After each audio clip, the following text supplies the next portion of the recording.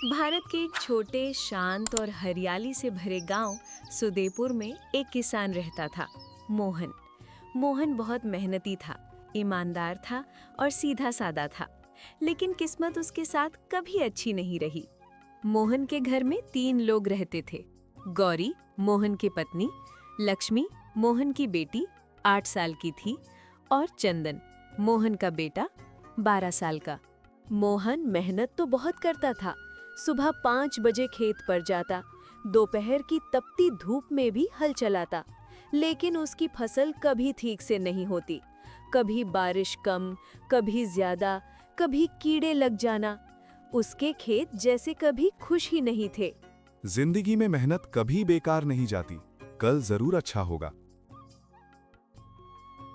मोहन, तेरे खेत में जादू करने वाली कोई गाय नहीं है कि बिना मेहनत के दूध घी निकल आए। तेरी फसल तो भगवान भी नहीं बचा पाए।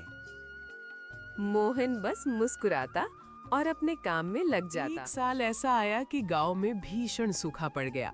तालाब सूख गए, कुएं सूख गए, खेत भूरे पड़ने लगे। मोहन की फसल फिर से खराब हो गई। घर में खाने को भी मुश्किल था। एक दिन मोहन जंगल में लकड़ी लेने गया ताकि उसे बेचकर कुछ पैसे मिल जाएं। जंगल बहुत शांत था, हवा में अजीब सी ठंडक थी। अचानक उसे एक पुराना रास्ता दिखाई पड़ा जिसे उसने पहले कभी नहीं देखा था। ये रास्ता पहले कभी नहीं दिखा, शायद नई पगडंडी बनी हो। जिज्ञासा से वो उस रास्ते पर आगे बढ़ता गया। रास्ता आगे जाकर घने पेड़ों में खो गया। अचानक उसे एक तेज टन टन टन जैसी आवाज सुनाई दी, मानो हवा में घंटियां बज रही हों। कौन है वहां? तभी सामने से चमकीली रोशनी निकली और एक अजीब सा प्रकाश मोहन के चारों ओर घूमने लगा।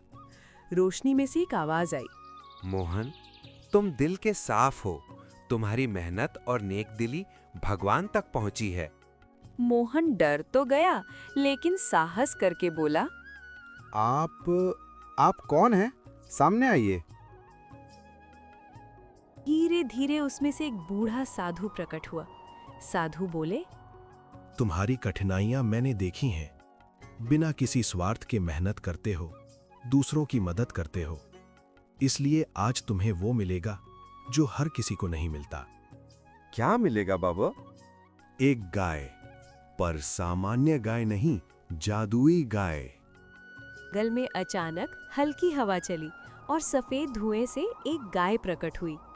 गाय बिल्कुल साधारण दिखती थी, पर उसका शरीर हल्की चांदनी की तरह चमकता था।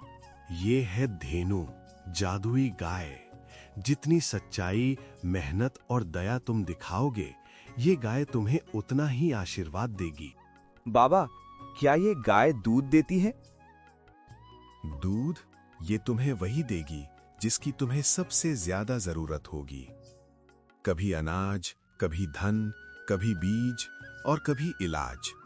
लेकिन ध्यान रखना, यदि तुम लालच करोगे, इसका उपयोग गलत काम में करोगे या किसी को नुकसान पहुंचाने के लिए इसकी शक्ति चाहोगे, तो ये गाय हमेशा के लिए गायब हो जाएगी। मैं लालच नहीं करूंगा बाबा। अब ये गाय तुम्हारी है, इसका ख्याल रखना। और साधु उसी रोशनी में गायब हो गए। मोहन गाय को लेकर घर पहुंचा। गौरी, चंदन और लक्ष्मी हैरान थे। इतनी सुंदर गाय कहाँ से मिली आपको? पूरा किस्सा सुनाते हुए।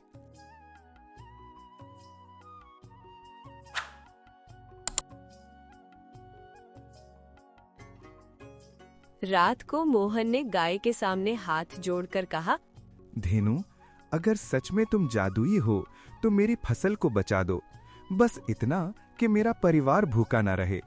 गाय ने एक बार हम की आवाज निकाली। सुबह जब मोहन खेत पर गया तो उसका दिल धक से रह गया। जहां पूरी जमीन सूखी थी, वहां एक कोना बिल्कुल हरा भरा हो चुका था।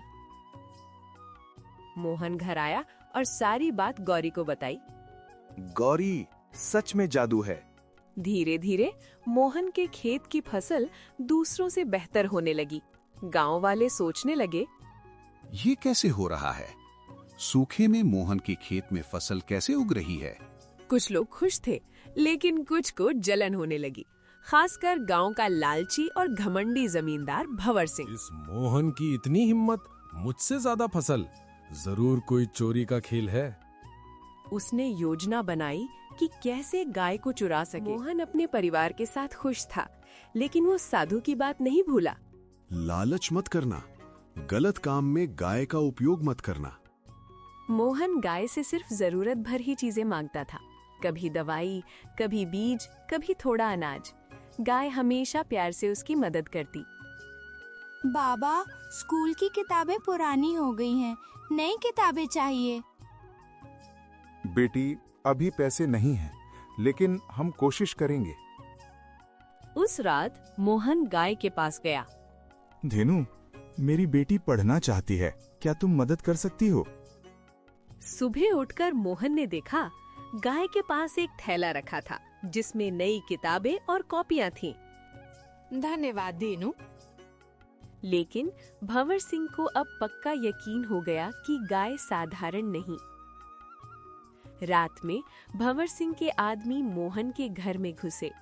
गाय ने अपनी शक्ति दिखाई और सभी आदमी डरकर भाग गए।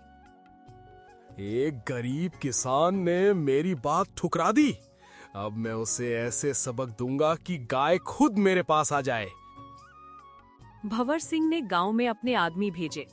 मोहन के रास्ते रोक दिए जाए, उसके खेत पर नजर रखी जाए, गांव वालों में अफवाह फैलाई जाए, मोहन के परिवार को डराया जाए।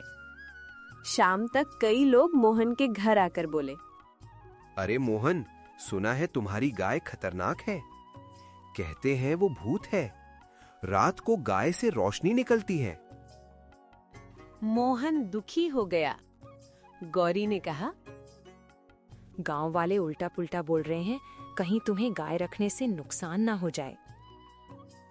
नहीं गौरी, गाय ने हमें मुश्किल में सहारा दिया है, हम धोखा नहीं देंगे।